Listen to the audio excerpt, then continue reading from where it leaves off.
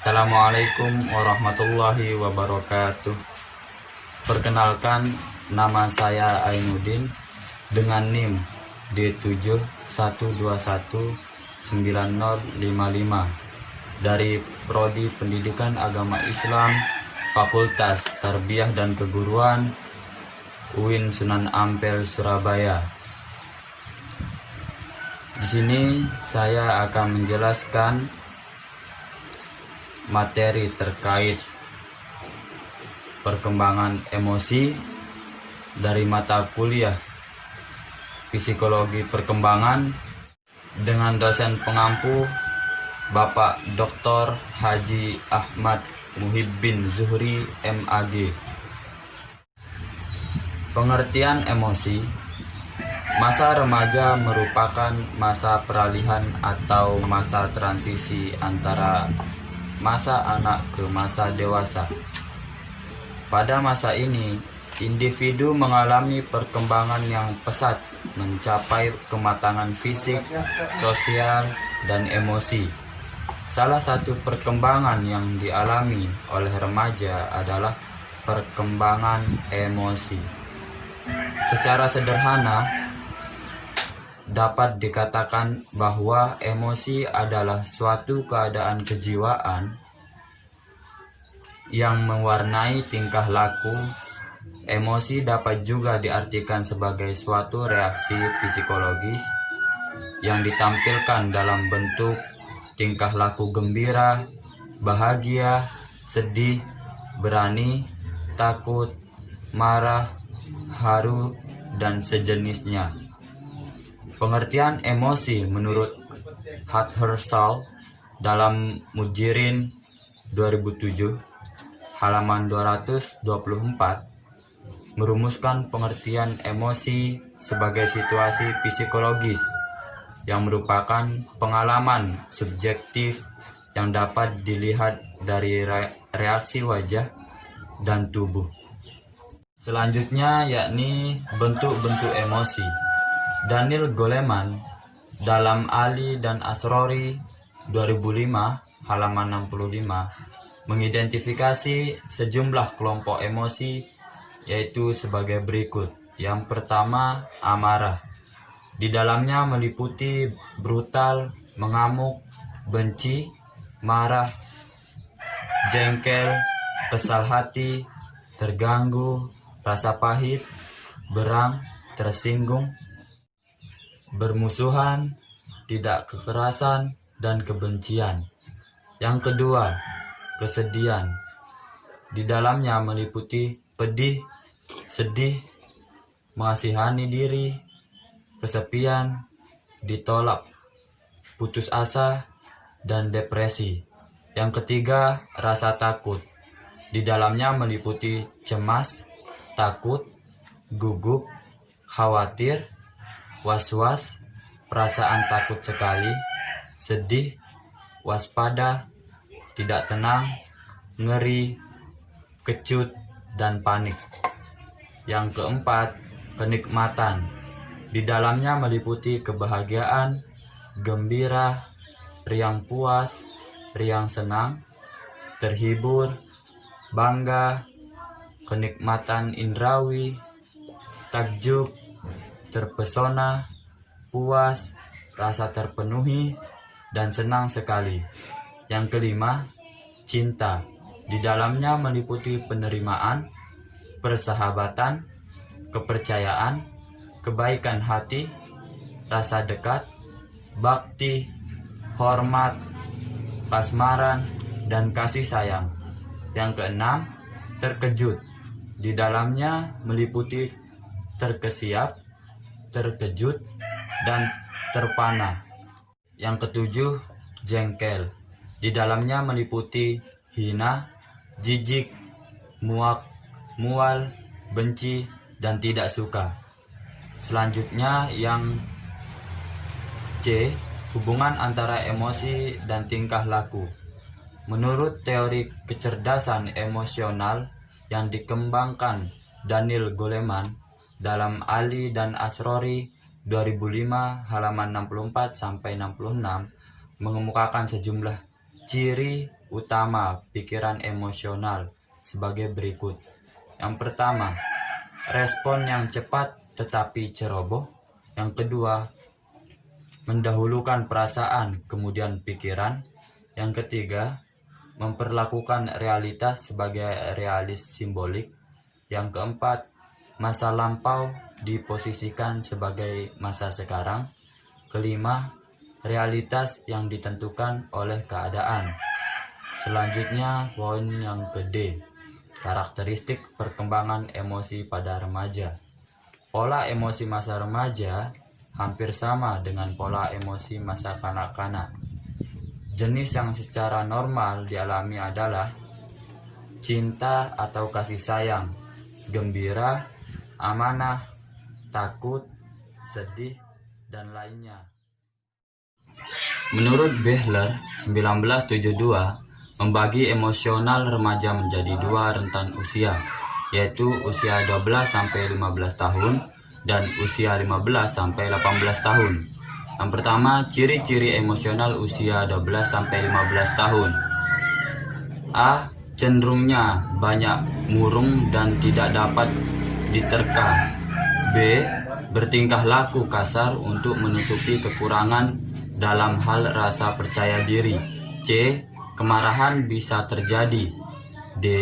Kecenderungan tidak toleran terhadap orang lain dan ingin selalu menang sendiri. E. Memulai mengamati orang tua dan guru-guru mereka secara objektif. Yang kedua, ciri-ciri emosional remaja usia 15-18 tahun. Yang A. Pemberontakan. Remaja merupakan ekspresi dari perubahan yang universal dari masa kanak-kanak menuju dewasa. Yang B. Banyak remaja mengalami konflik dengan orang tua mereka. Yang C. Seringkali melamun, memikirkan masa depan mereka. Luella Cole mengemukakan 3 jenis emosi, yaitu yang pertama, emosi marah dan permusuhan. Emosi marah lebih mudah timbul apabila dibandingkan dengan emosi lainnya dalam kehidupan remaja. Penyebab timbulnya emosi marah pada diri remaja ialah apabila mereka direndahkan, dipermalukan, dihina, dan lainnya. Yang kedua, emosi takut. Jenis emosi lain yang sering muncul pada diri remaja adalah emosi takut. Remaja seperti halnya anak-anak dan orang dewasa seringkali berusaha untuk mengatasi ketakutannya yang timbul dari persoalan kehidupan. Ketakutan tersebut banyak menyangkut dengan ujian yang akan diikutinya seperti rendahnya prestasi, sakit, kesepian, dan lain-lain. Salah satunya cara untuk menghindarkan diri dari rasa takut adalah keberanian menghadapi rasa takut tersebut.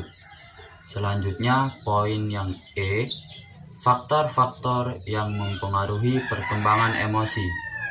Dengan bertumbuhnya umur, menyebabkan terjadinya perubahan dalam ekspresi emosional. Beberapa faktor yang mempengaruhi perkembangan emosi pada masa remaja antara lain, yang pertama, perubahan fisik atau jasmani. Perubahan atau pertumbuhan yang berlangsung cepat selama masa puber menyebabkan keadaan tubuh menjadi tidak seimbang. Ketidakseimbangan ini mempengaruhi kondisi psikis remaja. Terutama perubahan tersebut mempengaruhi penampilannya. Hal ini menyebabkan rangsangan di dalam tubuh remaja yang seringkali menimbulkan masalah dalam perkembangan psikisnya, khususnya perkembangan emosinya. Yang kedua, keadaan anak. Keadaan individu pada anak, misalnya cacat tubuh ataupun kekurangan pada diri anak, akan sangat mempengaruhi perkembangan emosional, bahkan akan berdampak lebih jauh pada kepribadian anak. Misalnya, rendah diri, mudah tersinggung, atau menarik diri dari lingkungannya. Yang ketiga, perubahan dalam hubungan dengan teman-teman. Pada awal remaja, biasanya mereka suka geng yang biasanya pula memiliki tujuan yang positif untuk memenuhi minat bersama mereka. Namun jika diteruskan pada masa remaja tengah atau remaja akhir, para anggota mungkin membutuhkannya untuk melawan otoritas atau untuk melakukan yang tidak baik. Yang paling sering mendatangkan masalah adalah hubungan percintaan. Yang keempat, perubahan dalam hubungan dengan sekolah. Menginjak remaja, mungkin mereka mulai menyadari betapa pentingnya pendidikan untuk kehidupan masa mendatang. Hal ini sedikit banyak dapat menyebabkan kecemasan sendiri bagi remaja, lebih lanjut berkaitan dengan apa yang akan mereka lakukan setelah lulus. Yang kelima, perubahan atau penyesuaian dengan lingkungan baru. Pertama, perubahan yang radikal menyebabkan perubahan terhadap pola kehidupannya.